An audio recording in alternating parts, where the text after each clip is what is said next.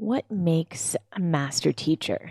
Like, what does that actually mean? Because it's a term that's been tossed around in all sorts of different movement methodologies from like Pilates, there's master trainers, there's yoga, there's dance. So, what does it really mean? And is there a nefarious side to this? So, I think that this is the topic that we're going to go into a bit today.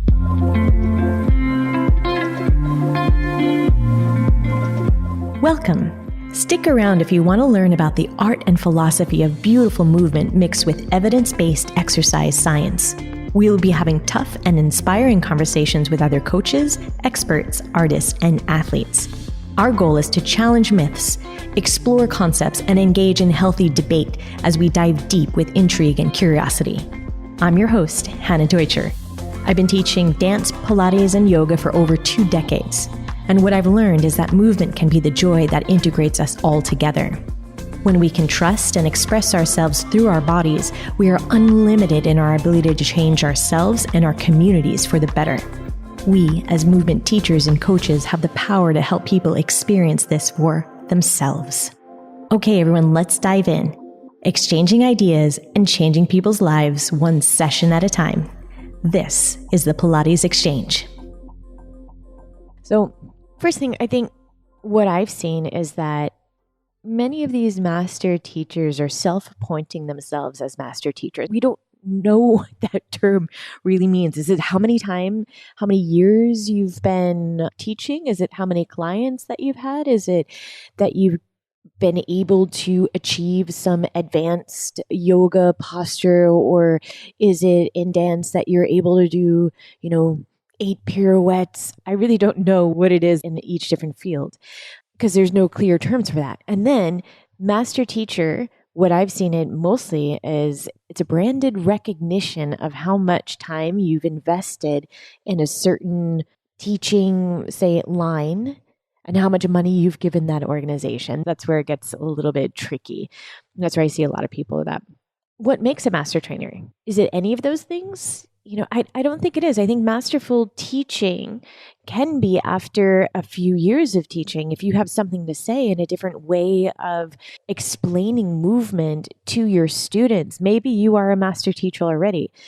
I've also seen teachers that have been experienced classes with teachers that have been teaching for 20 years or 30 years, and they're terrible teachers. They're not fun to be around and not giving their students or their clients anything worthwhile other than maintaining this hierarchy of I'm the master and you're the student. And I think that's really sad.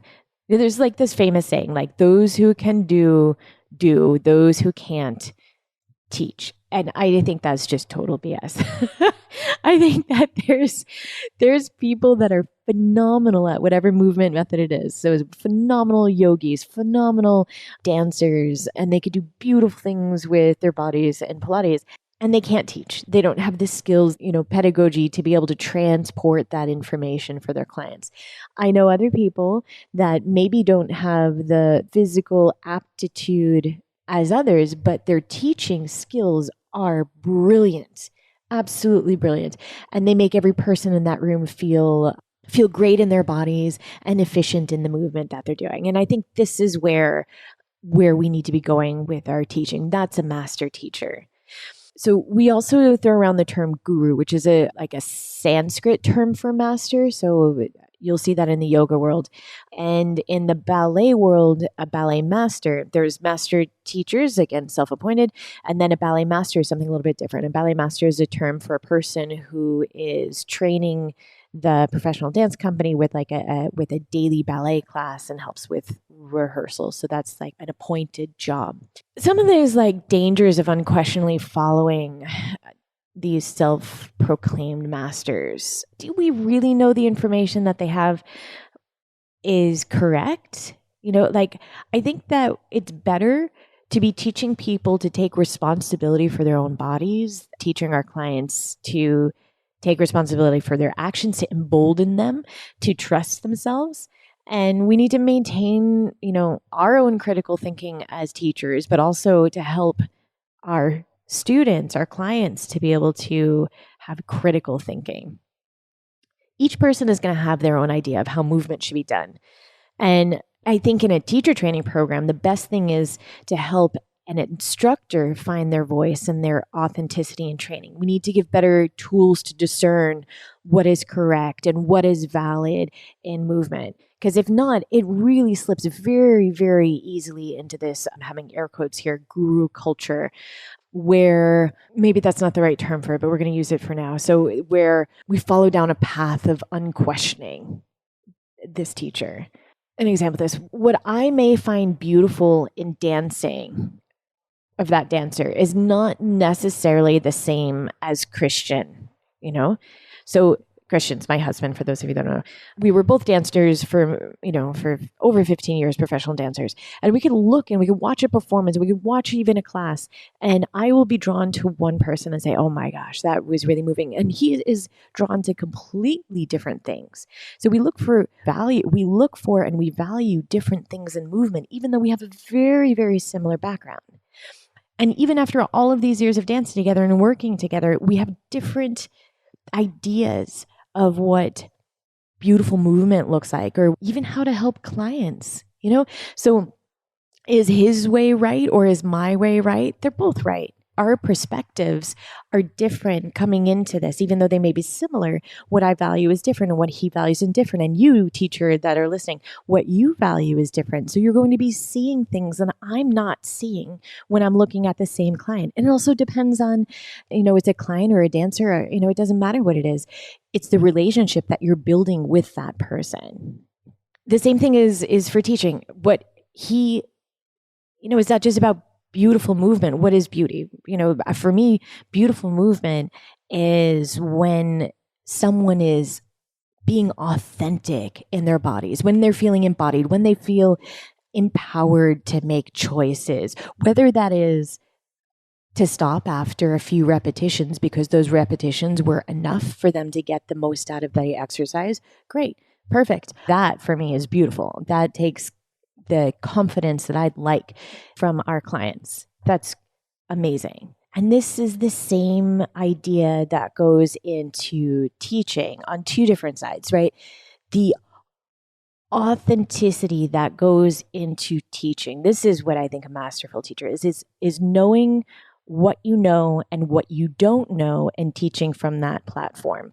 I don't want to pretend that I'm anyone other than the experiences that I've had up to this point when I'm teaching. That's great. When I can give that, the information that I know is true for me, and I impart that to the next person, that is masterful teaching. That is authentic teaching.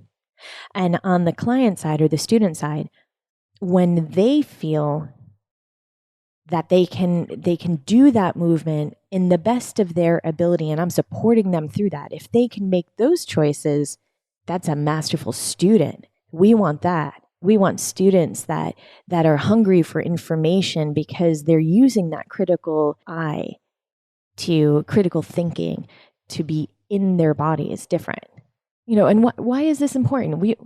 As far as Christian and I, we want our students to train with the both of us because we both have different ways of teaching. We also want them to experience other things in their bodies. So whether it's, try Pilates, try yoga, go out running, do all those things, because the more that we support our students to have different experiences in their bodies, that helps them as human beings, not just practitioners of one certain method.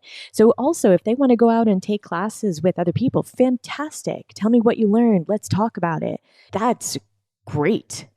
They learn different training structures. They learn, even the number of repetitions or the way we cue will be different from another Pilates trainer or yoga teacher. And that's lovely. That helps them along their path. Maybe I'll learn something new along the way when they come back to it. And this is also why we continue to train with other people. We need to help these methods or these people to get out of the thinking that they are the only one.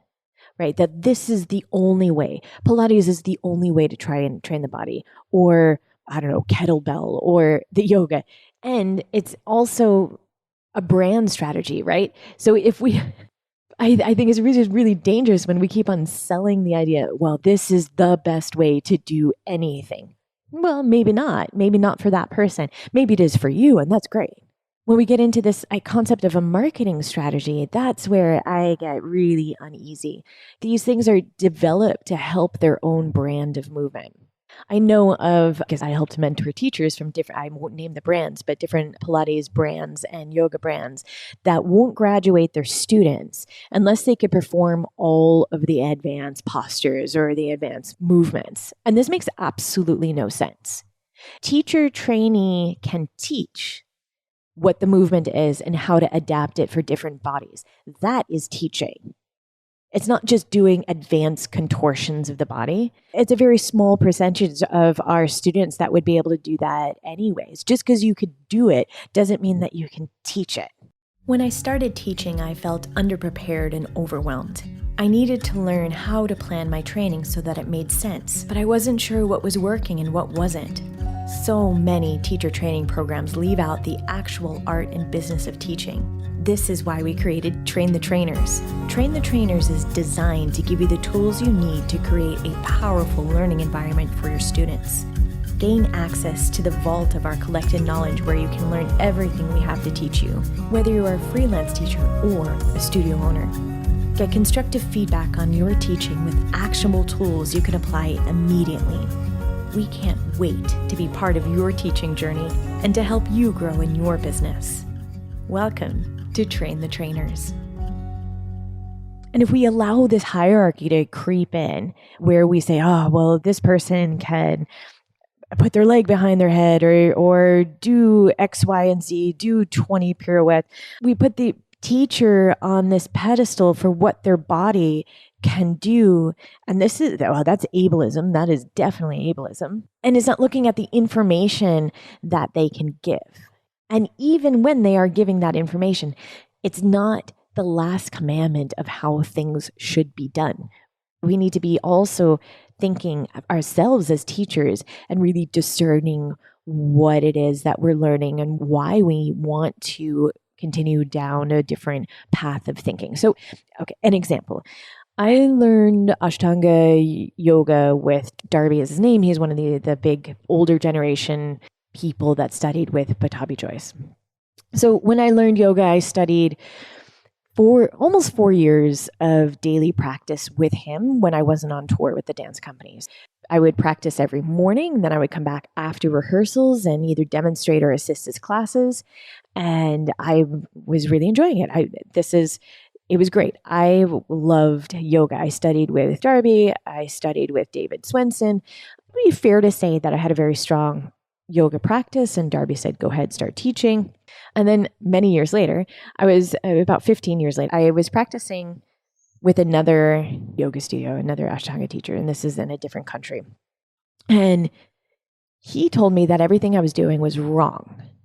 The way that I moved my arm was wrong. The order was wrong. His way was the correct way.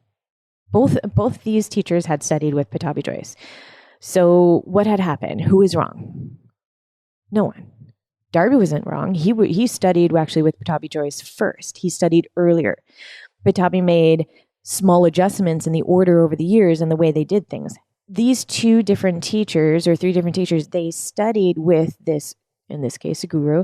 They studied with this guy over a longer period of time, right? So Darby was first and then comes the next one. And so you get a snapshot of what that person was teaching over a lifetime. So the way that I had learned was not wrong. It was Darby's understanding of what Pattabhi Jois had learned from his guru, and how I practice as at this point, former ballet dancer is different from how someone else will practice in their body. So if we talk about the aesthetics, if you want me to bring my arm this way or this way, it really doesn't matter. That's not the essential part of yoga. Same thing will go into Pilates, would be exactly the same thing. If you look at the whole time that Joseph Pilates was teaching, and then you have different teachers that came out of it that are in a certain lineage, and then those next teachers study with those teachers, and then they say, this is the right way. This is the way that he wanted it. Do you really know? Like it's again a snapshot. Even if you studied 4 years or 5, however long with him, do you really know what he was thinking however many, decades ago? And so if we beat each other down by saying, "Oh, this is the correct way. This is the only way. I'm the master teacher in this." I think that's a little bit much. I mean, if we go back to the yoga teacher that said I was doing every my practice was wrong, well, I wasn't bothered by it. Like I had already been practicing over 15 years, probably about the same amount as this person. So I've already seen in ballet, for example, how a method can change over the years, and there's no right or wrong for me. That's fine. Like it's what works for my body, and that's how I teach. You know? So these great teachers, I think the real great ones, maybe where we sort of latch on to people like Joseph Pilates. I'm sure he was a fantastic teacher because I think he was probably making adjustments for people's bodies, for the person that was in front of him. Right? It's the same as a choreographer. You want your dancers to look good on stage. You want, as a Pilates instructor, you want your student to feel comfortable and good in their body. So we will make adjustments for their body. I don't need to fit them into a shape of some person, some brand told me that this is the correct shape, and then we need to inhale here, exhale. We fit the shapes, we fit the movement around the person that's in front of us for their talents, for their abilities, for their goals. Whatever that goal is that they are working for. Where's the physical deficits? Where do we need to work harder to push past a boundary? Where is that boundary where we need to stop and say, hey, this movement isn't good for your body, and that's okay. We just won't do it. It doesn't make you any less of a practitioner. There is no right or wrong way to move the human body. We need to move it and challenge it in all different directions. This is the same for a dancer. We should explore as many different styles and cross-train. It is the same thing for a non-dancer, a regular person. Do try different methods, try different teachers. Us as teachers, we shouldn't be taking that personally. We should be encouraging people to do that. It's about exploring movement. It's not making shapes. Especially not making shapes of some like long gone teacher, but they might have wanted. So then it's our job as the teacher to help our students and the clients explore movement in a way that's safe for their bodies. We can still be working within the confines of whatever movement method that is.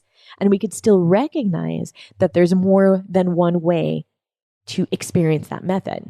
This concept is really just essential to us, the way we teach, that we're partners or we're coaches in the movement. It's not the end all be all.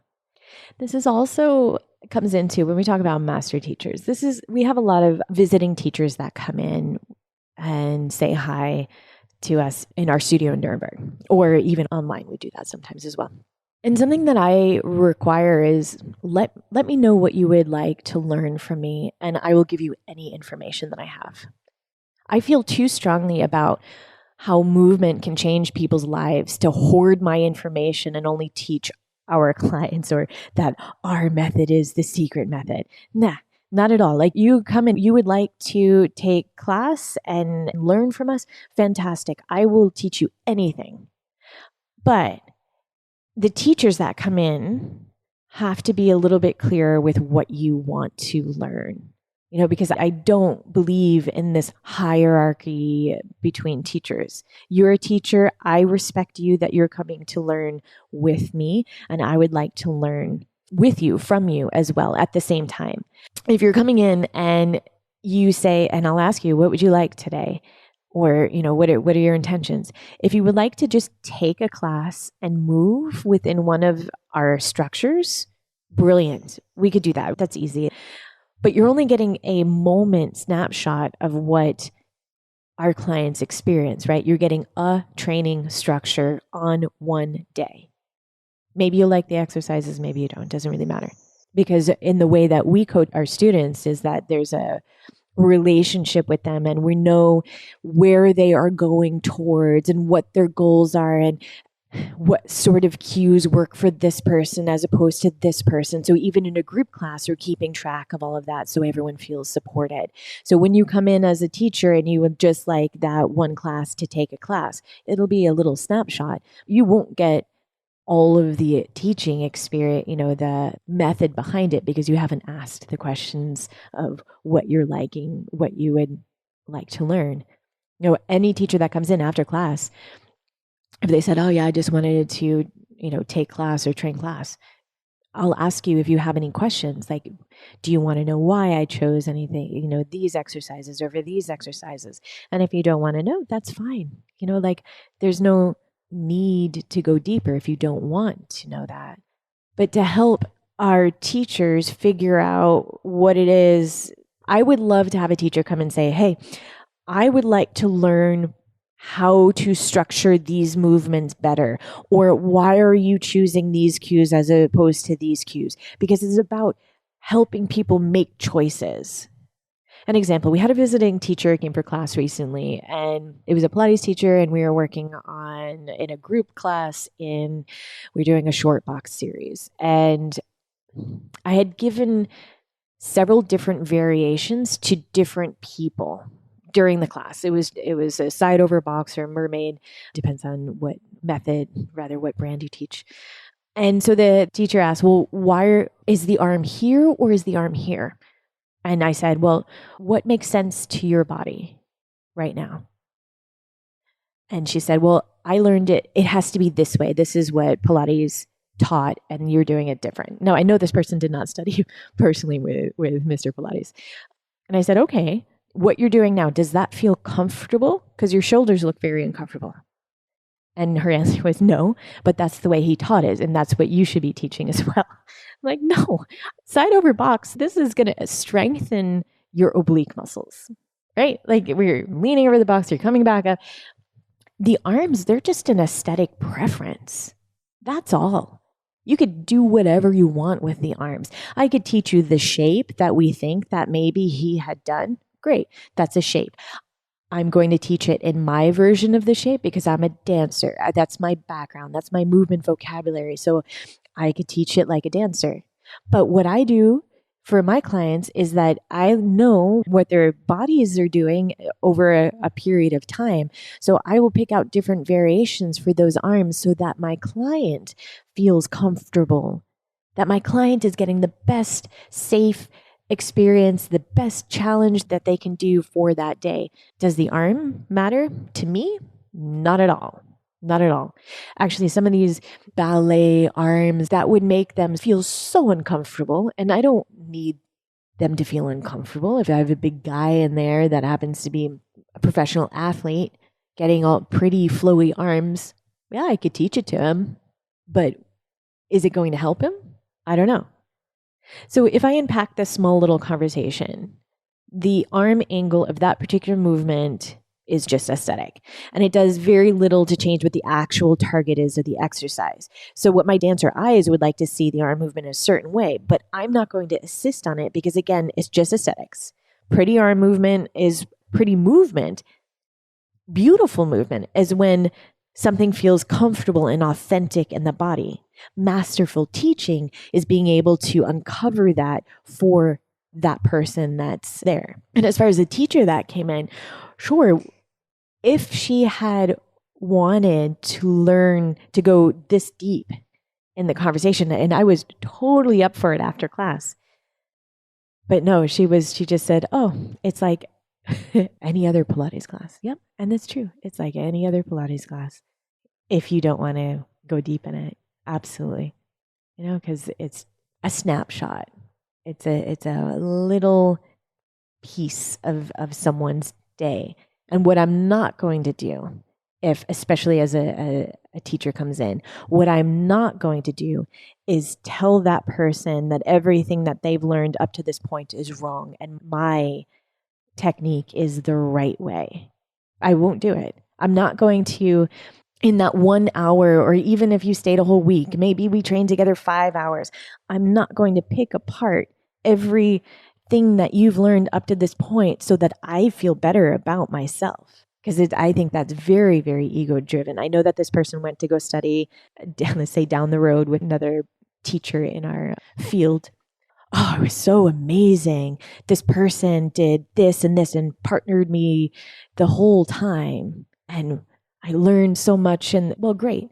But it could be that you were open to have someone else be the master over your body. You were looking for an experience where you didn't have to be critically thinking about the choices that were made. And that's what we do.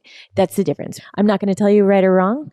I'm going to ask you different questions and you'll uncover what you think is important for your teaching, for your body, and what you would like to give to your students. I'm not going to say, my way is the only way. So what is a master teacher? I think a master teacher is, for me, the definition that I set out. It's a teacher, it's someone that can support their students in their movement experiences. It's a teacher who will think critically about their own information about what they have. Is it true? And keep on updating that to make sure that they are on the newest, best stand, of what science has to offer. Masterful teacher is, for me, someone that partners their students. I'm not talking about physically, but walking the road, the journey with them together, making these discoveries with them together. So there's mutual trust, not a hierarchy. I think that's what masterful teaching is. Thank you for joining me today. I'd love to know what your thoughts are. So reach out to me either on email or on any one of our social media channels. I'll leave you with this. I go back to, it's about exchanging information. It's about supporting each other in all of these fields so that we could do better for ourselves and with our clients. Have a good day. Thank you so much for joining us today. I hope you enjoyed the conversation. A great cost-free way of supporting us and the podcast would be to give us a 5-star rating. You could also look down into the show notes and grab any one of the free resources for teachers. I hope to see you next week on the Pilates Exchange. Happy teaching, everyone.